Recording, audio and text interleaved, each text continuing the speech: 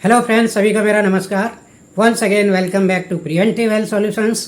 This is KP Singh, nutrition advisor on integrative dietetics. दोस्तों आइए आज हम बात करेंगे प्रोटीन की क्वालिटी के बारे में। तो दोस्तों यूँ तो प्रोटीन हम खाने से लेते हैं, बहुत सारी चीज़ों में प्रोटीन पाया जाता है, लेकिन कभी आपने सोचा है कि आप क्वालिटी प्रोटीन ले रहे हैं या नहीं? क्योंकि क्वालिटी प्रोटीन लेने का मतलब है, अगर क्वालिटी प्रोटीन आप ले रहे हैं तो प्रोटीन से रिलेटेड सारे फंक्शंस बॉडी में आपके परफॉर्म हो पाएंगे। अदरवाइज अगर क्वालिटी प्रोटीन नहीं है तो उस प्रोटीन से कुछ ऐसे फंक्शन होंगे बॉडी के जो छूट जाएंगे और वो फंक्शन परफॉर्म नहीं किए जा सकते।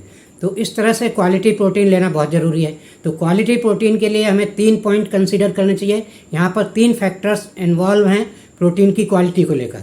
तो पहला क्वालिटी को लेकर क्या फैक्टर है? तो पहला फैक्टर ये है कि जो भी प्रोटीन हम ले रहे हैं वो अपने आप में कंप्लीट है या इनकम्प्लीट है, मतलब पूर्ण है या अपूर्ण है। इसका मतलब ये हुआ क्योंकि जो प्रोटीन हम लेते हैं हमारी बॉडी में जाने के बाद अमीनो एसिड्स में कन्वर्ट हो जाते हैं और तब हमारी बॉडी इन्हें यूटिलाइज करती है।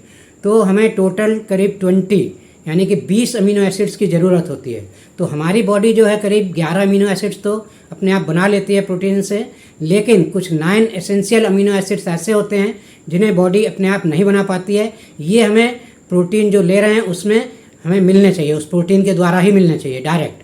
तो इस टाइप के जो प्रोटीन जिनमें ये 9 एसेंशियल अमीनो एसिड्स पाए जाते हैं तो उनको हम कंप्लीट प्रोटीन कहते हैं। और कुछ प्रोटीन ऐसे होते हैं, कुछ फूड प्रोडक्ट ऐसे होते हैं जिनसे मिलने वाले प्रोटीन में सारे 9 एसेंशियल अमीनो एसिड्स नहीं होते हैं। इनमें से या तो कोई भी नहीं होता या फिर इसमें से कुछ होते हैं कुछ नहीं होते हैं। तो इस टाइप के जो प्रोटीन होते हैं उनको हम इनकम्प्लीट कहते हैं। और ये इनकम्प्लीट प्रोटीन हमारे प्रोटीन से रिलेटेड बॉडी में जितने भी सारे फंक्शन हैं सारे फंक्शन नहीं परफॉर्म कर सकते, कुछ हमारे फंक्शन छूट सकते हैं। तो इसलिए दोस्तों ये फैक्टर ज़रूरी है कि हम हमेशा कंप्लीट प्रोटीन ही लें। और कंप्लीट प्रोटीन की अगर बात करें तो इसमें नॉन वेजिटेरियन के लिए कोई चैलेंज नहीं है, क्योंकि नॉन वेजिटेरियन फूड जितने भी हैं, चाहे मीट हो, अंडा हो, कुछ भी हो, उसमें आपको कंप्लीट प्रोटीन ही मिलता है। जो नॉन वेज प्रोटीन है वो कंप्लीट प्रोटीन होते हैं अपने आप में, उनमें 9 एसेंशियल अमीनो एसिड सभी में पाए जाते हैं। लेकिन वेजिटेरियन के लिए थोड़ा चैलेंज होता है, क्योंकि जो प्लांट बेस्ड प्रोटीन होते हैं उनमें ज़्यादातर प्लांट बेस्ड प्रोटीन में 9 एसेंशियल अमीनो एसिड्स नहीं होते हैं। इसमें या तो कोई भी 9 में से कोई भी अमीनो एसिड्स नहीं होगा कुछ फूड्स में, और कुछ फूड्स में 9 में से कुछ होंगे कुछ नहीं होंगे। तो इस तरह से जो वेजिटेरियन या जो प्लांट बेस्ड प्रोटीन है वो ज़्यादातर इनकम्प्लीट ही होते हैं, कुछ अपवाद को छोड़कर, जिनके बारे में मैं अभी बताऊंगा। तो यहाँ पर देखा जाए तो इस तरह से इस प्रोटीन के चैलेंज को वेजिटेरियन के लिए कैसे कंप्लीट किया जा सकता है। तो जैसा कि वेजिटेरियन डाइट में मिल्क को इंक्लूड किया है हमारे पूर्वजों ने, या आयुर्वेद ने भी मिल्क को वेजिटेरियन ही माना है, वेजिटेरियन मान के ही इंक्लूड किया है। तो इससे क्या बड़ा फ़ायदा मिला है कि प्रोटीन का जो चैलेंज है, कंप्लीट प्रोटीन का जो चैलेंज है वेजिटेरियन के लिए, वो ख़त्म हो जाता है। और हमारी रेगुलर डाइट में पुराने लोग मिल्क का इस्तेमाल भी करते थे।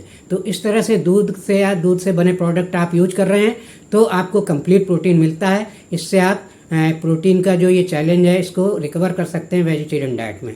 और इसी के साथ साथ जो जैसे कि दालें वगैरह हम लेते हैं, दालें बहुत लोग सोचते हैं हम तो 2 दालें रोज़ खा रहे हैं तो हमें पूरा प्रोटीन मिल रहा है। भले ही आप दालों से प्रोटीन अपना कंप्लीट कर लें, क्वांटिटी वाइज कंप्लीट कर सकते हैं, लेकिन क्वालिटी वाइज कंप्लीट नहीं कर पाएंगे, क्योंकि सभी दालों में, किसी भी दाल में सारे 9 एसेंशियल अमीनो एसिड्स नहीं मिलते, किसी में कुछ मिलते हैं, किसी में कुछ मिलते हैं। इसीलिए कहा जाता है दालों को मिक्स करके खाना चाहिए ज़्यादातर, कभी एक ही दाल पर निर्भर नहीं रहना चाहिए।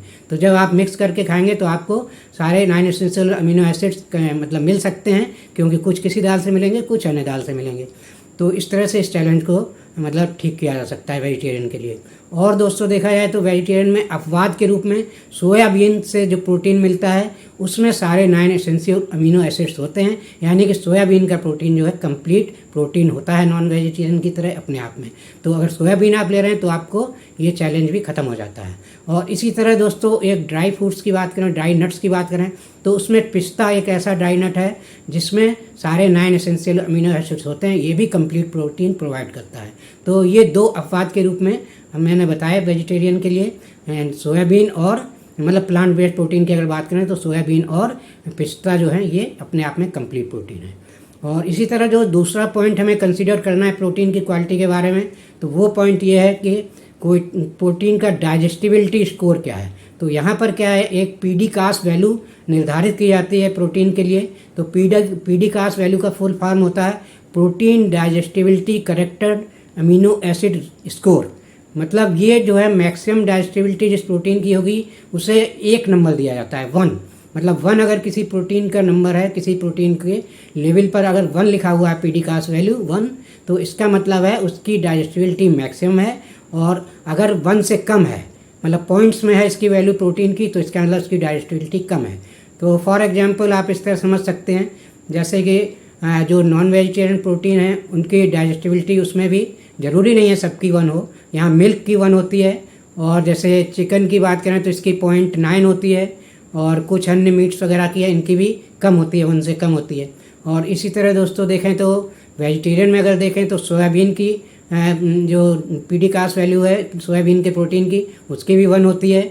और इसी तरह अगर दालों की देखें तो इनकी बहुत कम होती है, 0.5 से 0.6 होती है।